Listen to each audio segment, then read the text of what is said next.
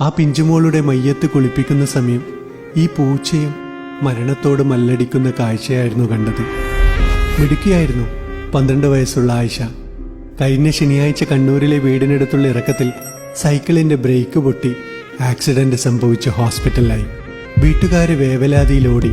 തന്റെ കൂട്ടുകാരി അപകടത്തിൽപ്പെട്ടപ്പോൾ ഒന്നും ചെയ്യാനാവാതെ വിറങ്ങലിച്ച് നിൽക്കുന്ന ഒരു പൂച്ച അവിടെ ഉണ്ടായിരുന്നു. അവർ തമ്മിൽ നല്ല കൂട്ടായിരുന്നു.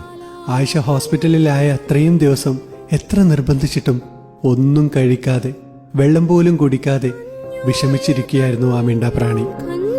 5 ദിവസത്തിന് ശേഷം ആ കുട്ടിയുടെ മരണവാർത്ത വന്നു. ആ മയ്യത്ത് കുളിപ്പിക്കുന്ന അതേ വേളയിൽ വീടിനടുത്തുള്ള ഒരു പാലത്തിന്റെ താഴെ ഈ പൂച്ചയെ നാട്ടുകാർ കാണുന്നത് മരണത്തോട് മല്ലടിക്കുന്നതായിട്ടാണ്. അല്പസമയം കഴിഞ്ഞപ്പോൾ പൂച്ചയും ആയിഷയുടെ ലോകത്ത് അവളുടെ കൂടെ കളിക്കാൻ യാത്ര പുറപ്പെട്ടിരുന്നു. തോളിൽ കൈയിട്ട് നടന്ന കൂട്ടുകാര് പോലും ചതിക്കുന്ന, തെറ്റിയാൽ പഴയ കഥകൾ നാടുനീളെ പാടി നടക്കുന്ന ഈ കാലത്ത് ഈ മിണ്ടാപ്രാണിയുടെ സൗഹൃദം ഒരു കണ്ണു തുറപ്പിക്കലാണ്. മനുഷ്യനേക്കാൾ ഭേദമാണ് മൃഗങ്ങൾ എന്ന് ഓർമ്മപ്പെടുത്തലാണ്.